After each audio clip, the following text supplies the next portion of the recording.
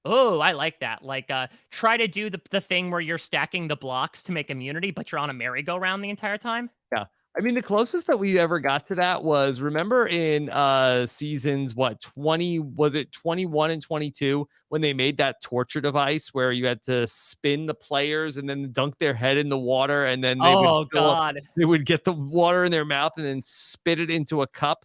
That has to be, besides the great challenge, has to be like the most literal torturous thing. It's waterboarding. It's Yeah. like vine length waterboarding where they dunked your head underwater for 6 seconds at a time and then you had to spit out the water. I Yeah. thought you were talking about the challenge where they were sitting on like the little sit and spins and they had to run out with the rope and like have that person spin around multiple times. Mhm. Because that's another they actually broke that challenge in Survivor New Zealand. Oh my God.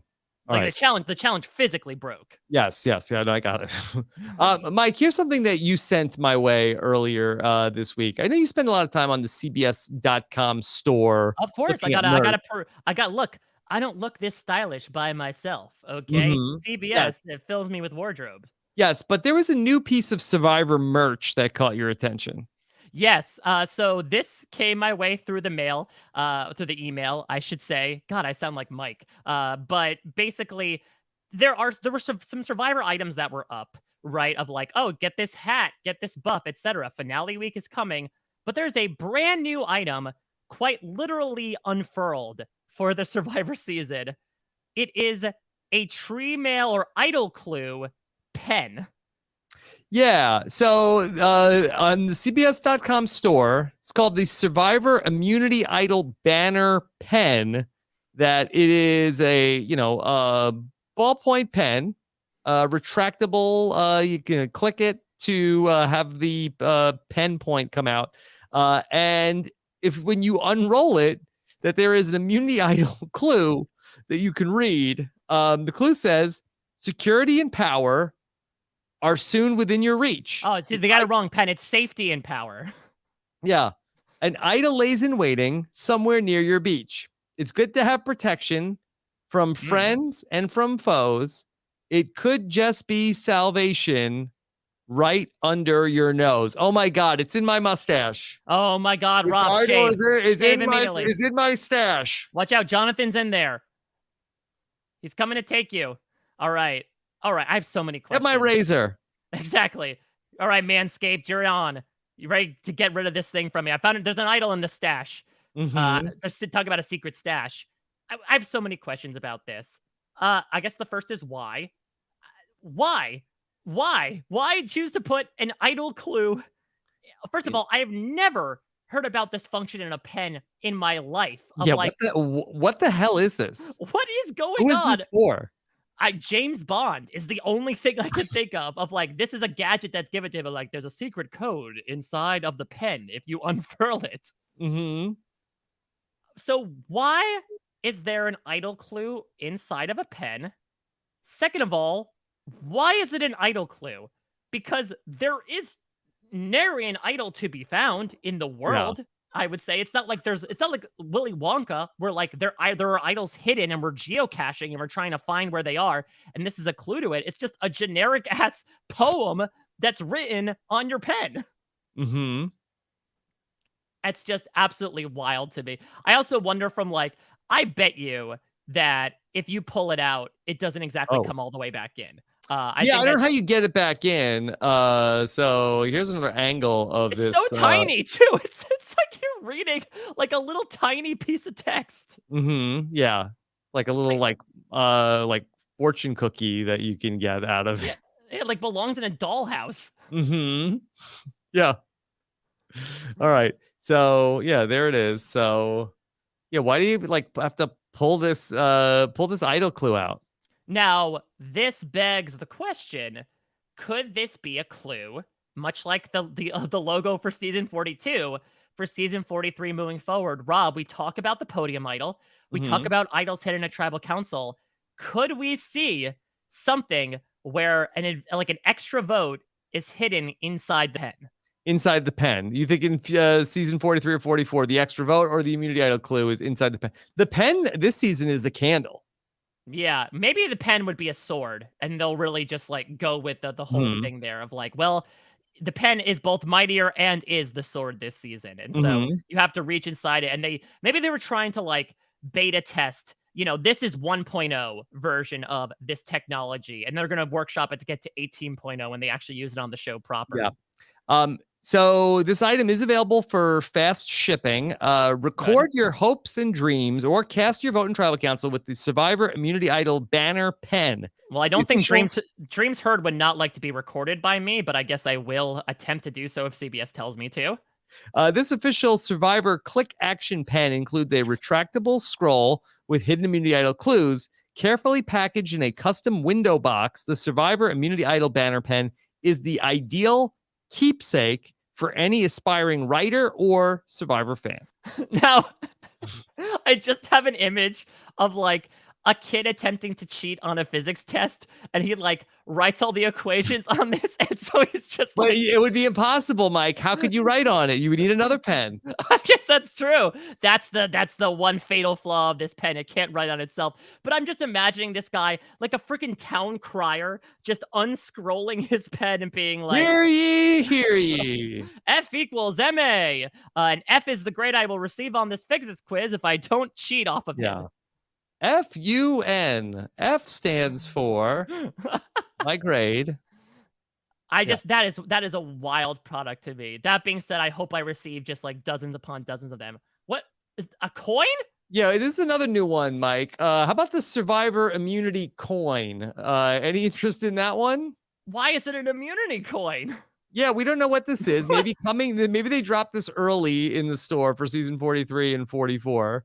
An elaborate and inspiring keepsake, the Survivor Immunity coin is a 2.5 or 2.25 inch antique gold-plated commemorative coin that is the perfect addition to any Survivor fan's collection. Wait, how is it inspiring? Like, how many children does it save? How does it inspire me in any way? It's inspiring. Okay. The unique coin features a two-sided design with a raised Survivor motto design on the front. Protect your Survivor Immunity coin from all the island elements and included custom hinged velvet-lined jewelry box. Do you think this is what Zach will propose to Marianne with at the Yes, reunion? and it also is inscribed in the top, "I survived the immunity challenge." And of course, as any Survivor fan knows, you get the Survivor Immunity coin. Okay, so this thing is like, first of all, pretty honking big. Considering that it's fit within a side of velvet box. Yeah, it's like basically, this is like if you ordered the power of veto, it should come in this box. This immunity coin will not be used. Slam. Can I see the front and the back? I believe there's images of both of them. Yes. Okay. This is on the back. It's like, it looks like it's a compass. The Mayan calendar? What the hell? What the hell is that? Why did they put the Mayan calendar on a coin?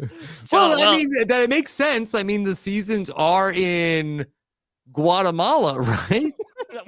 that one time, 2012, we're bringing it back 10 years from now. What is? I don't get it. Maybe this is a calendar that determines if there are 5 or 7 days in a week, and finally settling that age.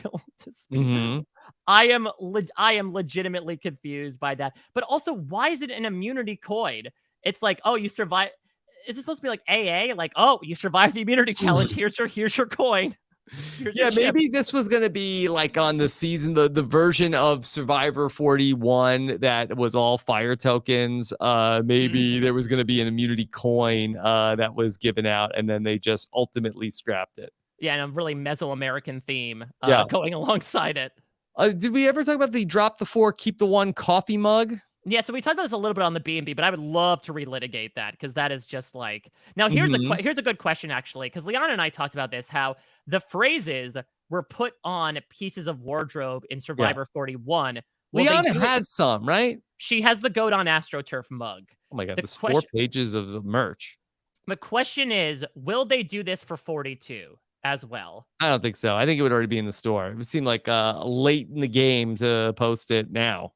Yeah, you don't think we're going to get, like, it's a classic case of the bunny rabbit eating its dinner in the mailbox anytime soon? No, but imagine Tori was wearing the, I have skin, potatoes have skin. Am I a potato? I mean, the internet has many reasons, I think, to be mad at Tori, and that's just piling onto the list. Yeah. Okay. All right. Let's check in a couple last social media posts from this week. Okay. How about one where last week we had the great Bryce Isaiah on the podcast, and I asked him who was the freakiest freak of Survivor 42, and we heard Bryce say that he thought it was going to be Lydia, and he thought that maybe he could do a podcast where they take laxatives together. Yeah, I mean, I don't know. Is it a take on hot ones? Could we call it like, I don't know, brown ones? Just like taking different types of laxatives, one right after the other, and just like experiencing it through an interview style. Yeah, I don't know if you would take multiple laxatives, but I think that the idea is that, as I pitched it to Bryce, is I think that, the laxative podcast, I think you would be quite literally on the edge of your seat the whole time. That the podcast opens with, then, okay, as Mike and Josh like to say, down the hatch, and then we wait. Yep. And then you just wait. And then you sort of like, you banter as all good podcasts do. Yeah. Right. You bide your time while Mike Bloom waits to bring up that sector of the Omar interview that he wanted to mention. And then you think you have one. No, you have two. And number two, that is, you got to run to the bathroom really quickly. And so is the game like the first one to leave loses? Is that? Well, no, I think the last one to stay. But as a listener, you're like, oh, the suspense is terrible. I hope it lasts. Yeah, I mean, I suppose so. And then like relief in many ways when it is finally over. So I guess the question is, was there any follow-up from this? Will this become a thing? Yeah, so Bryce tweeted out, so who's here for me and at Lydia Meredith with a laxative podcast, hashtag RHAP. And Lydia tweeted back, may God be with our a-holes if we do it. May God be with our a-holes. I want that to be on the challenge coin, personally. Yes, the Survivor Immunity Challenge coin. Now, that's not the name of the listeners of that podcast, right? No, I would imagine they're called, what, Laxies? Lads and Laxies? Yeah. All right, Okay. should we workshop some names for this now new podcast? I think it's just like maybe Chillaxin. Chillaxin go when I had doo-doo or die as a possible option. Yeah. Okay. So yeah, I think that's some good options. All right. And then one more. Okay. This one is about Marianne and the aquariums. Okay. The aquariums, the general concept of aquariums. Yeah. Okay. She says, why do all aquariums have the same aquarium music? Huh. Okay. I feel like I just had like a live reaction to how the players and Jeff did every time she like goes off on one of her Marianne tangents, her Mariangents. Let's listen to the sound of an aquarium. Sometimes it's fun to just listen to the sounds of the aquarium. Blub, blub, blub, blub. Or maybe it's like, shark, barracuda, next one. Stick your finger in the tank. Oh, you fancy yourself a shark boy? Well, let's see if your brethren will be as kind to you. Yeah. All right. Mike, what else? What else is there to talk about with Survivor 42? What else is there? I am spent. I'm a bit bruised. Had an immunity idol in it. Yeah, exactly. I'm a bit bruised from the tumble that I took beforehand. I hope you're okay. Oh, I'm never okay, but like I'm relatively okay in a manner of speaking. I'm excited for hopefully a shipment of pens coming my way so I can just look upon all the immunity idol clues that are coming my way. Listen, Christmas can come early. Yeah. I'm not trying to bring up the store again. I think my my mouse is just getting tired. I was gonna say, like, all right, Rob, are you trying to hint to me of like my birthday is in October if you want to get me something? Yeah. Okay. All right. If you want to get me, there is such grace in the game of soccer hoodie. I'd be all for it. All right. Well, maybe we'll send a care package your way, Mike. All right. Mike. What are we? What are we doing? What are we doing here? What are we doing here? We were just waiting for the sounds of the podcast, I think, to fill some time there at the end. Yes, let's just listen to the sounds of the podcast. Let's listen to the sounds of Mike Bloom and what else he has coming up. This will be fun. All right. Interview with Omar. I have an interview with Omar up on parade.com. Yeah. Really great. Of course, he, like with many of the press reveals, the idol nullifier. I forgot to tell you, Rob. So Omar, I mean, listen, I will say, without talking too much about myself, like I still exist. I'm going on like 5 years of doing these interviews. I still have heavy imposter syndrome from getting to participate and become like even somewhat of a name in the Survivor community. So to have Omar come on and like call me a thick ass pigeon, referring to like our coverage back during the preseason, I was just ecstatic about. Wow. Refresh my memory, Mike. Did you refer to yourself as a BFJA pigeon? BFJB. Yeah. But basically, if you recall, Omar had described a pigeon in many adjectives, including voluptuous. Yes. And I had agreed that a pigeon is indeed a thick-ass bird, which I believe is a Cardi B song. And then he did reply with that. He also said, Rob, he pitched that he wanted to do an edition of Outwit, Outplay, Outlist. Oh, what did he want to do with Best Survivor Birds? I mean, I said we could do Best Survivor t-shirts if he wants to include himself in on the list there. I think that could be a fun one to do. So yeah, we got a couple of questions about it. We might be pushed into just a nudge, as Omar might say. We might be pushed into doing at least a couple of those editions in the off season during the interminable wait, Rob, before you and I get together to talk more new Survivor with our preseason stuff for Survivor 43. Sounds good. So that's going on. Of course, going to be doing exit press for the finale. Going to at least have the winner interview up on Wednesday night. We're going to have quite the late night on Wednesday, Rob. You and I and our other compatriots in the press getting to interview all of the final 5. So I'll have those all sprinkled throughout the rest of the day. And we'll be doing the B&B as well. Of course, this week is double date week with Liana, Puya, Jenny, and Phil, which is sure to be a lot of fun. I'm very sad to miss that. But next week, we will have our finale coverage as we get the true Allie in finale. Allie Lasher is going to be coming on next week. Great get. Yeah, very excited to have Allie on to break down all the shenanigans from what has been just such a fantastic season. Otherwise, in the reality TV sphere, so I have been doing exit interviews for The Circle as of late. I talked with Where are Beyond the Edge exit interviews, Mike?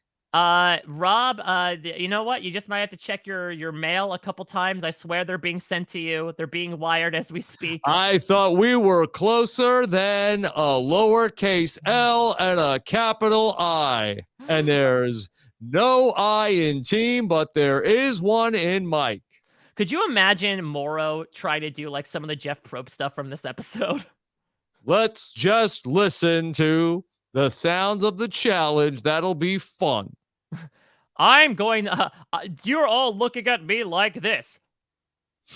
I think Morrow would like explode. We're still here. It's day 10, and you're still smiling.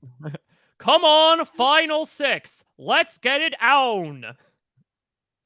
Marianne is spinning like a record that I used to do when I was a hip-hop DJ for 15 years. Jonathan going up more steps than Paula Abdul and MC Scat Cat. Listen, we might be looking at a future where, like, before Jeff Probst's evil takes over in Survivor 18.0, Morrow does take over for, like, Survivor 4.0 through 8.0. Yeah. This is the way I like Survivor to be played. You just heard over the loudspeaker, your Mamma Mia, and they want to see you do well. So no Beyond the Edge to answer your question. Yeah, that's my limit about talking about that. I interrupted you. You were talking about Circle in exit interviews. Let's go full circle there. Yeah, so I'm talking with 2 of the 3 eliminated players this past week, and then interviews with all of the final 6 remaining players coming next week, or at least like 5 out of the 6. Also have interviews going on with Top Chef, and then on on post-show recaps, I am facing like, I want to call it Hell Week, but like I really am not in hell. I only am when I'm hanging out with the Survivor Devil, who like I guess I am to him what Jonathan is to Jeff Probst, in that like I am his monster in a manner of speaking. But holy Moses, I've got a lot to cover there. So of course, Josh Wigler and I are going down the hatch. We are doing our lost episode countdowns, where we are like counting down the episodes as ranked and rated by everybody, trying to figure out, much like you did with the Survivor Top 40 countdown, what are the rankings and ratings of the episodes. Josh and I are also covering season 4 of Stranger Things, which is happening on May 27th. And so he and I have been getting together to do some podcasts in the ramp up to it. We've been doing recaps for seasons 1 and 2. A season 3 recap is happening, as well as coverage for season 4 once that drops on May 27th. Also dropping on May 27th, Obi-Wan Kenobi. This is the show you're looking for if you're looking to see Ewan McGregor take on that desert mole. We're going from the beach to the deserts, Rob, of Tatooine. And we shall see if sand is rough and coarse and getting everywhere when it comes to Obi-Wan. I'll be covering that with DM Philly and Latanya Starks. Right now, Rich and I have a preview podcast up where we like catch you all up on like who is Obi-Wan Kenobi the person and what is Obi-Wan Kenobi the show. We get you all prepped for that May 27th period. The week after, on June 3rd, is the premiere of The Boys, which is an Amazon Prime superhero satire series. Holy crap, it might be the most full-bloom show that is out there. Wow. It is gratuitously violent. It is... More than Euphoria? Yeah, I would say so, or at least like of age. Perhaps, in that there's a lot of violence, there's a lot of vulgarity, there are very mature issues, but if that is your style, it is very, very well done. I'm getting together with Poster Recap's consummate superhero expert, Kevin Mahadeo, to cook up some podcasts. We have a season 1 recap release right now, season 2 recap, and then we'll be doing episodic coverage starting on June 3rd. Of course, Barry, which is an HBO dark comedy, is halfway through season 3, has been very fun so far. I'm covering that with Deidre Lipsikis, possibly doing some Star Trek stuff as well. Rob, you, of course, joined Jessica Leese and myself a couple of weeks ago, getting to cover Star Trek Picard. Hit me up. I've been watching Strange New Worlds. Yeah, I will definitely look you up because I've been loving Strange New Worlds as well. Strange New Worlds does sort of feel like where we are with Survivor as well. Maybe that's the subtitle for Survivor. Yeah, Strange New Worlds is like Star Trek 18.0. Yeah, very much so, but feels also alarmingly like Star Trek 1.0 at the same time. And then another thing I should announce, it's a long while from now, but Westworld is coming back at the end of June. Remember Westworld? Remember when that was a thing? Yeah, I gotta be honest, Mike, not particularly. Cowboys and robots and lots of big confusing mysteries. Yeah. That had a maze. There was a maze in that. It was a maze. Yeah. So if you're jonesing for mazes, I think that was the last episodes I watched with the maze. Yeah, that was season 2. So, but that being said, there was a whole ass season that aired not only in between, but there's one coming back June 27th, I want to say it is. I'm going to be joining Josh Wigler and Joe Garfine. We'll be catching you all up on stuff for that as well. Last and certainly least, as you mentioned before, I got to join yourself and Chappelle on Nothing But Netflix, talking about the Mike Myers much heralded return to screen in the Pentaveret. Sounds like a bunch of balloon juice to me. Oh, dear Lord. In which Mike Myers gives what everyone would want Mike Myers to give his opinion on, conspiracy theorists, in which he plays 8 different roles. Yes, there are accents. Yes, there are prosthetics. And look, let me say it, like if I could write a review of it, this would be the byline. You see Mike Myers' penis in it. So look, I'm not going to yuck anyone's yum. If that is something you want to check out, go ahead. I will then be the disembodied voice to tell you, take a bath, because that is rather dirty for you to watch. But at the same time, if you want to check it out, good luck. If not, we watched it so you don't have to. And I would say if you want an hour and a half of 3 grown men just like trying to wrap their brains and mouths around the concept of this show, that was the podcast. And it was incredibly fun.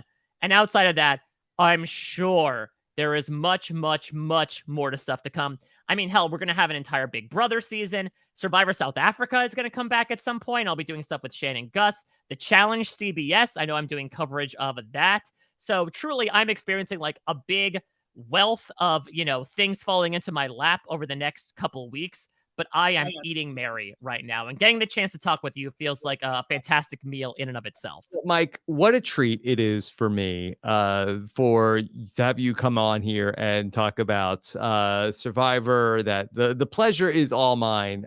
Just feel like so fortunate that we get to have these conversations season after season. I don't know if time travel has been proven, but the time flies by that I can't believe that this is going on almost 4 hours. I feel like we've been here for what, like 35 minutes? We've been here for 35 minutes. No, we've been here for 4 hours. Yeah. And, hopefully, our wives don't ask any questions about what was going on. Maybe, I mean, for you specifically, hope Angela doesn't ask, what was that noise?